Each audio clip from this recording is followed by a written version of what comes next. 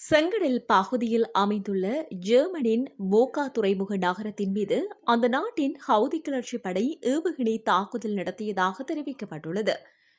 இன்றைய பார்வை நிகழ்ச்சியுடன் இணைந்திருக்கிறீர்கள். வளைகுடாவில் நிலவும் பதற்றம் பல மாதங்கள் கழித்தும் தொடர்ந்து நீடித்து வருகின்றது. இது பிராந்திய போராக மாறும் அச்சமும் தொடர்ந்து நிலவி வருகிறது.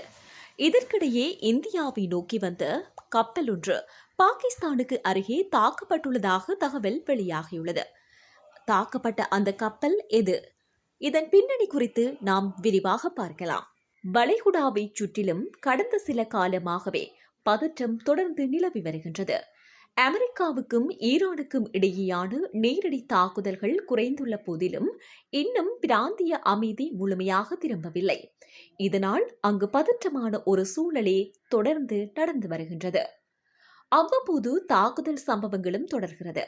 மீண்டும் அப்படியொரு சம்பவம் தான் இப்போது மீண்டும் நடந்துள்ளது. ஏமனில் பாப்பல் மண்டேப் ஜலசந்தியில் செவ்வாய்க்கிழமை எகிப்து நிறுவனங்களுக்கு சொந்தமான திகாமா என்ற சரக்கு கப்பல் மீது ஹவுதி அமைப்பினர் தாக்குதல் நடத்தியதாக ஏமன் போக்குவரத்து அமைச்சகம் தெரிவித்துள்ளது. இந்த தாக்குதலில் கப்பலில் இருந்த பாகிஸ்தானைச் சேர்ந்த 3 மற்றும் இந்தோனேசியாவைச் சேர்ந்த ஒருவர் என 4 பேர் உயிரிழந்துள்ளனர். மேலும் கப்பல் மீதான தாக்குதலுக்கு பிறகு மீட்பு பணிக்காக வந்தபோது மீண்டும் நடத்தப்பட்ட தாக்குதலில் ஹவுதி படையைச் சேர்ந்த 2 மீட்பு பணியாளர்களும் கொல்லப்பட்டதாக ஏமன் கடலோர காவல்படை தெரிவித்துள்ளது.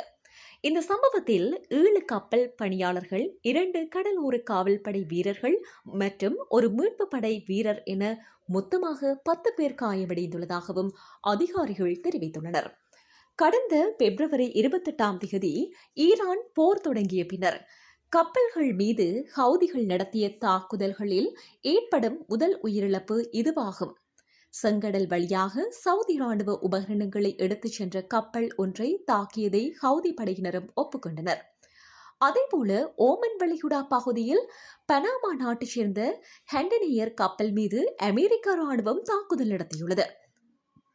அந்த கப்பல் ஈரான் துறைமுகங்கள் மீதான கடற்படை முற்றுகையை மீறியதாகவும் அதை நிறுத்துமாறும் பலமுறை எச்சரிக்கப்பட்டது. ஆனால் கப்பல் தொடர்ந்து பயணித்ததால் அமெரிக்க ராணுவம் ஏவுகணைகளை ஏவி அதன் இன்ஜினை செயலிழக்க செய்ததாக தெரிவிக்கப்பட்டுள்ளது.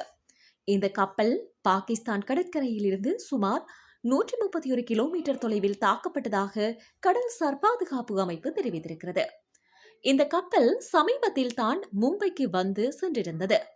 அந்த கப்பல் இந்தியாவை நோக்கி வந்து கொண்டிருந்ததாகவும் கூறப்படுகிறது. இருப்பினும் அந்த தகவல்களை உறுதி செய்ய முடியவில்லை.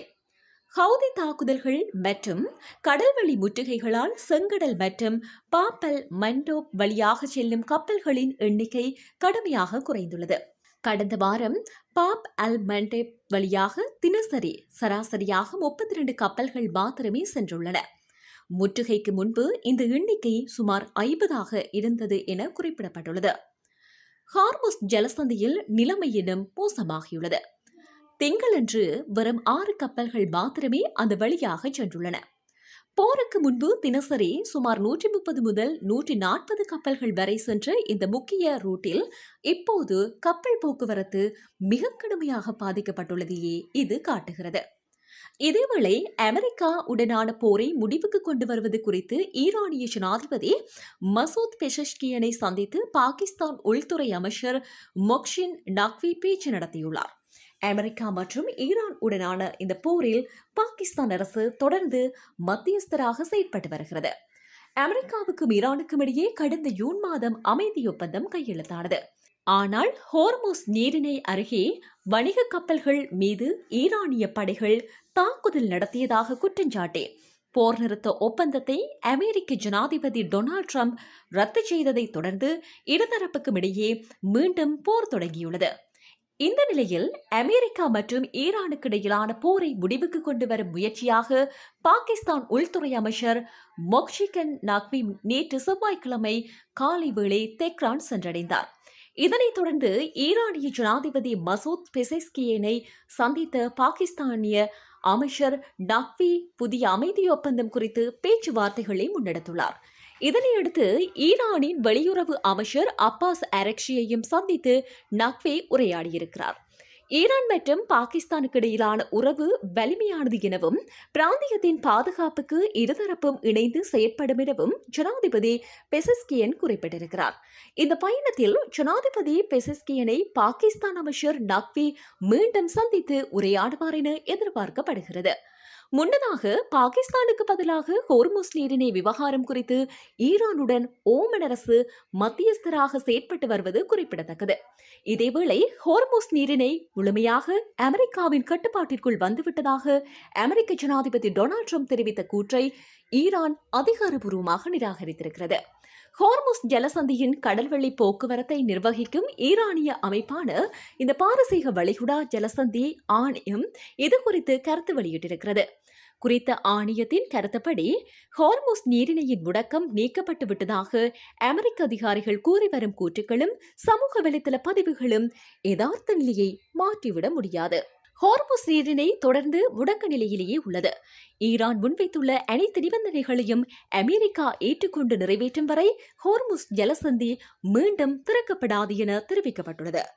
முன்னதாக அதிபர் ட்ரம்ப் ஹோர்முஸ் ஜலசந்தி அமெரிக்காவினுடைய முழு கட்டுப்பாட்டில் உள்ளது எனவும் எங்கள் கடற்படை முற்றுகையானது இரும்புச்சுவர் போன்றது எனவும் ஈரானால் இனி எதுவும் செய்ய முடியாது எனவும் குறிப்பிட்டிருந்தார்.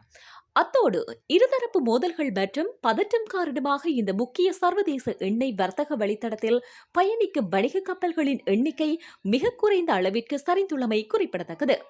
ஈரான் மீதான கடற்படை முற்றுகையை மீண்டும் தீவிரப்படுத்தியதை தொடர்ந்து அந்த நாட்டு துறைமுகங்களுக்கு செல்ல முயன்ற 59 வணிக கப்பல்கள் அமெரிக்க படைகள் தடுத்து திருப்பி அனுப்பியுள்ளதாக தெரிவிக்கப்பட்டுள்ளது. அமெரிக்க மத்திய கட்டளையகம் இதனை தெரிவித்திருக்கிறது.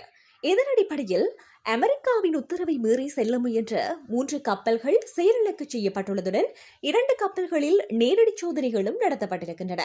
ஜூலை 14ஆம் தேதி முதல் மீண்டும் நடைமுறைக்கு வந்த இந்த முற்றுகை நடவடிக்கைகளை மத்திய கட்டளையகம் உறுதிப்படுத்தியுள்ளது. ஹோர்முஸ் நீரிணையில் அமெரிக்கா கடற்படை அமைந்துள்ள இந்த முற்றுகையை ஜனாதிபதி டொனால்ட் ட்ரம்ப் இரும்புச்சுவர் என வர்ணித்திருக்கிறார். மறுபுறம் அமெரிக்கா விதித்துள்ள நிபந்தனைகளை ஏற்கும் வரை கடல் வழித்தடம் திறக்கப்படாது என ஈரான் திட்டவட்டமாக தெரிவித்துள்ளமை குறிப்பிடத்தக்கது.